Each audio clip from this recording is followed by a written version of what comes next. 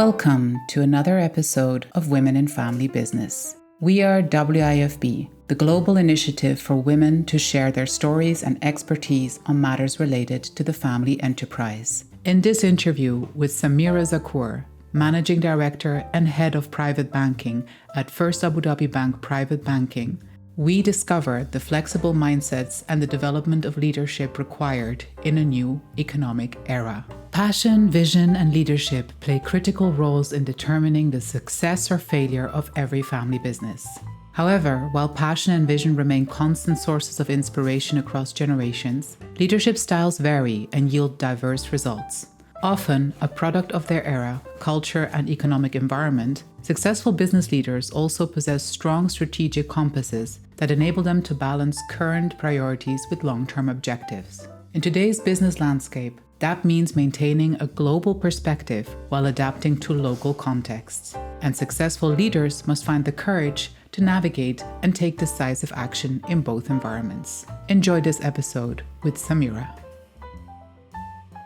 Samira, I am very pleased and very excited to have you on the podcast amongst many reasons, but the chief reason being that I do love to speak to someone like you who has that kind of experience and has had that kind of career that gives you such a great overview over the big picture. Now, you have been in the financial sector, in the wealth management sector for how many years have you been working in this field? Actually, I want to say it and I don't, because otherwise it's going to make me sound very old. But no, actually, I've been privileged. To actually, be working into private banking, wealth management, for the past, I would say, 25 years now. Long and beautiful journey. Do you feel like when you were starting out, the definition of what made a good leader or what was required of leaders and decision makers, was it the same as it is today? Or do you feel like that change that we're feeling and that quick and that fast change that we're feeling all the time, has it really changed the requirements as well of decision makers and wealth owners? I would say yes or no. Okay.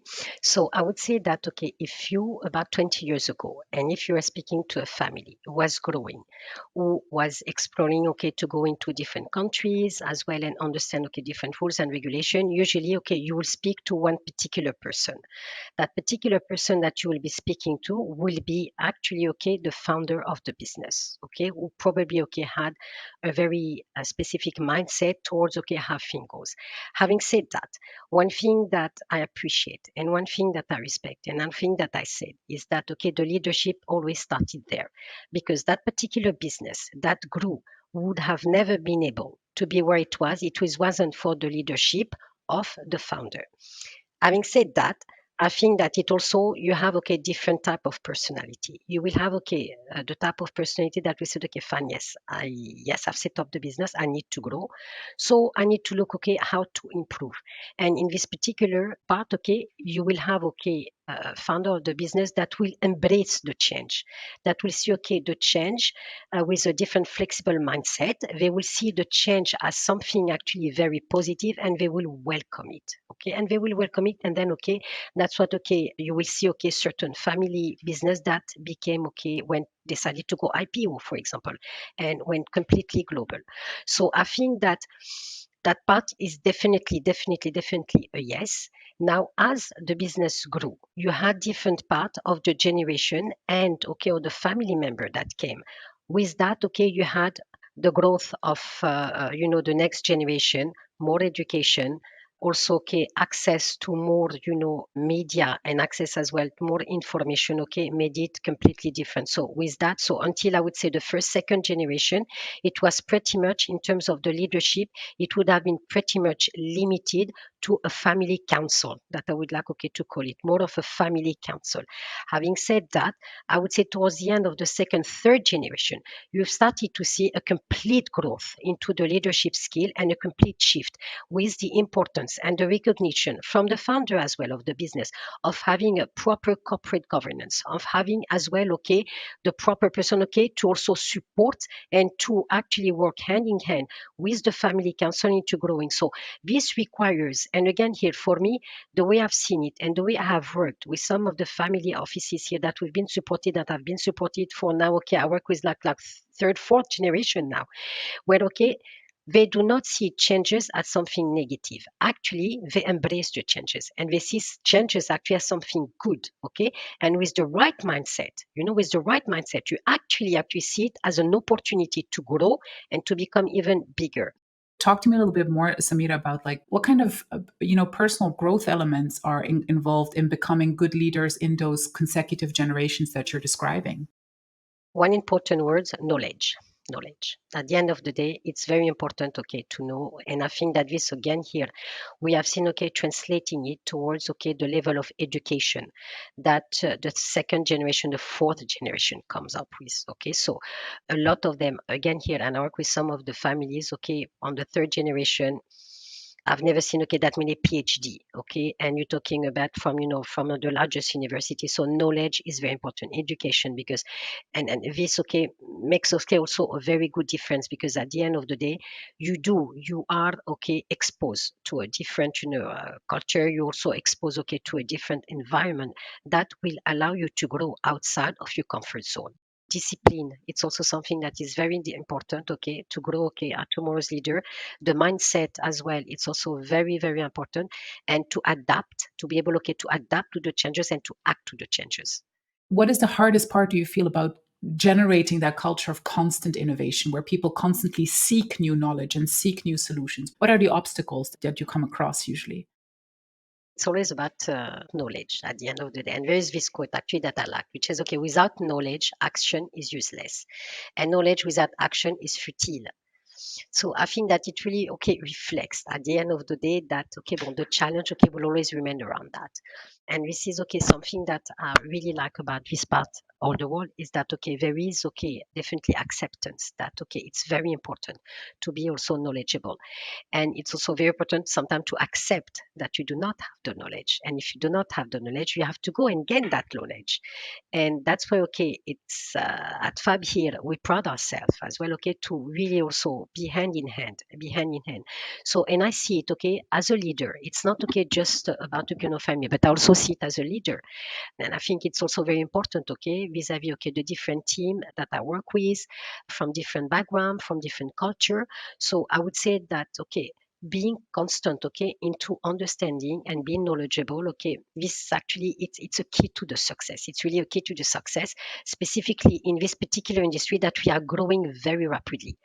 Listen, what, 5 years ago nobody was using okay, now you have okay phone app, you have okay pretty much okay everything, it's digital. So there is the importance. So we had COVID. Because of COVID okay probably something that would have taken a couple of more years okay to establish had to be established okay very quickly.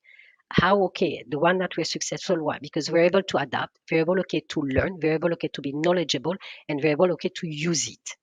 So I think that for me, I was actually very impressed how knowledgeable, but also how prepared the families in this part of the region, were able, okay, to actually come and react to what was happening around here.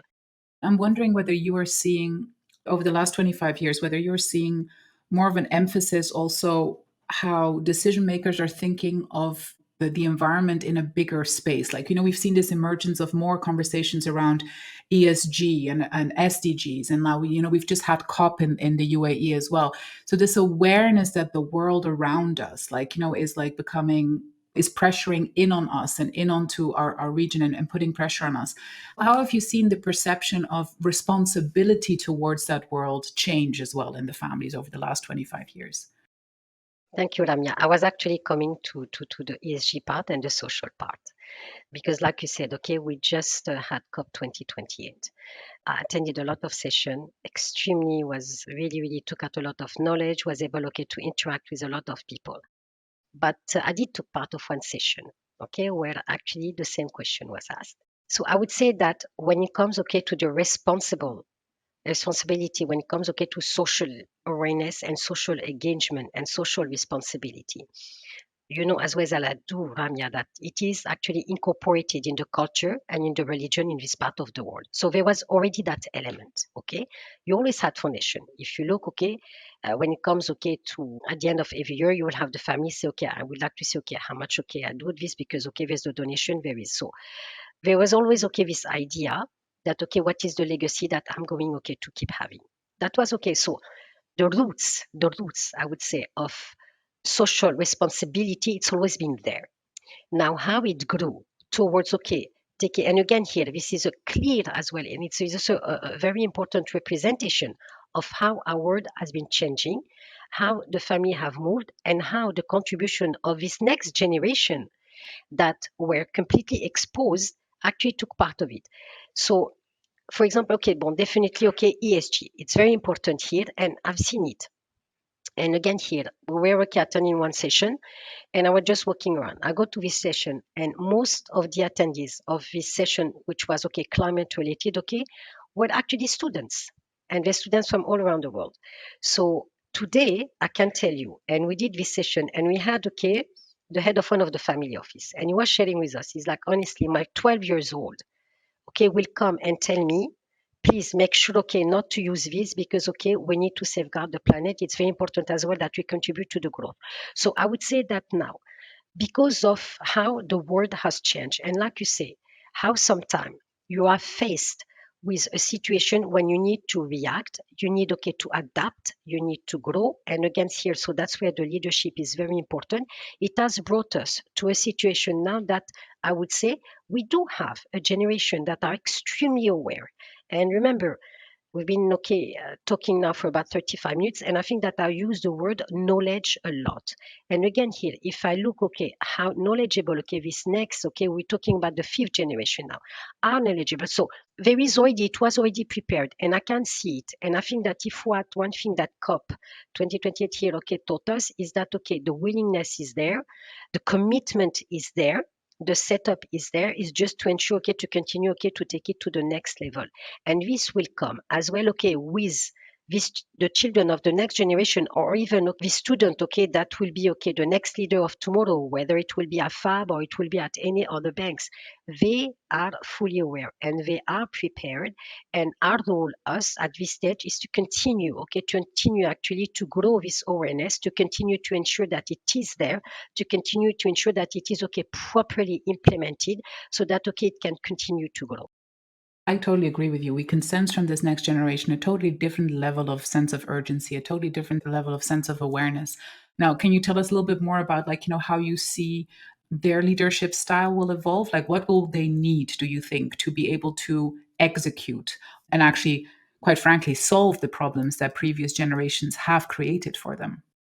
Like we say, okay, it's very important as well, donc, to understand, but also to be able to adapt. Having said that, if I look at this, okay, the next generation and the tools that is currently available for them, okay, to be able, okay, to grow, to execute, okay, it's there. It's actually there because the way that the information today circulate, okay, you want to know anything, you Google it. Okay, you go, you have Instagram, you have TikTok, you have okay every single means of communication today that allows you okay to have access to information that before okay there wasn't. How the information is properly used, okay, so then that's something different. So that's why again here program like we do at First Abu Dhabi Bank makes a big difference again here because it also prepare them in terms of making the decision. So making the decision, okay, also, analyzing, it's very, I mean, to be like focused. It's very important to be disciplined. This is also very important here. But also, okay, sometimes, okay, to look at a situation that could be difficult, okay, how to manage, how to actually navigate, how to be able, because today, okay, if you want to do a true leadership, you also have to be able, okay, to look at different aspects and to be able actually to multitask. Okay, so you could this is a successful leader, which is very important here. And to be able okay to shift a situation into a decision into a results, okay, so this okay will definitely require okay leadership skill. So and like we said, someone would have a strong as well also communication skill, listening skill, empowerment is very important, and the recognition okay of also okay bon delegating and be able okay to write as well okay to be surrounded okay by the right team actually around them. But I would say that definitely, I mean, I'm a very optimistic person by nature in any way. So I strongly believe in the next generation from what I have seen and from every single session that I have attended. As a woman, as a leader, as someone who's seen, I guess, like to some extent, like, the evolution of some of these things, in male dominated industries, what do you think the impact of an increased female presence and decision making ability will be on the things that you've just mentioned? Well, definitely, I think that it has an impact, and it will have an impact, and it will continue to have an impact. I've always been a strong advocate because I was lucky. I was very lucky, okay, to when I started, okay, my career to have actually a woman leader, as people who guided me, trained me, grew me. So I value, I understand it. So for me, it's something that is very important. Look, okay, you have First Abu Dhabi Bank CEO Hana Rostomani, woman. Head of Global Consumer Banking, Futun Al-Mazrouei, woman. Head of International, Sarah, woman. We are definitely seeing, I think that there is no recognition of the importance, and perhaps, people must have thought, okay, that in this part of the world it will not be the case, but it is. If you look, okay, and I remember, okay, we did one session when we actually addressed it, and we said, okay, if you look, for example, at figures that you currently have, the highest level of women contribution, okay, and women leadership at the time, and I'm talking a couple of years ago, so I'm not talking about figures now, a couple of years ago when we did our session, okay, it came, okay, for the so-called, okay, third country. Okay, the developed country, okay, you would see that it was way more male dominated, unless if there was, it has a change, but because it was regulatory requirement or it was, okay, policy requirement that says, okay, no, you need to have, okay, more women, for example, in Europe or whatever, you need to have more women on the board. But it was so. I think that there's definitely an evolution. For example, take Saudi. If you go, you land, okay, in Riyadh airport. The first thing that you see Aramco, and they said, okay, commitment from Aramco, it's to have X percentage of women, at this level, and not, okay, at board level, at very like managerial level within the next 5 years. So there is the commitment here. Women always have played a role. Were they recognized? Perhaps not at the level that we are today. They continue and they will continue. And again here as well, if you see the commitment again in this part of the region, and if you see, okay, all we had, okay, the understanding that they play a very important role. They've been now recognized, and I would say that they will definitely continue. They will definitely continue, okay, to play already a very important role, okay, that we're playing. It's just that now there's more emphasis on that, and I think it's really, really important, and it's very important that this emphasis, okay, continue to have.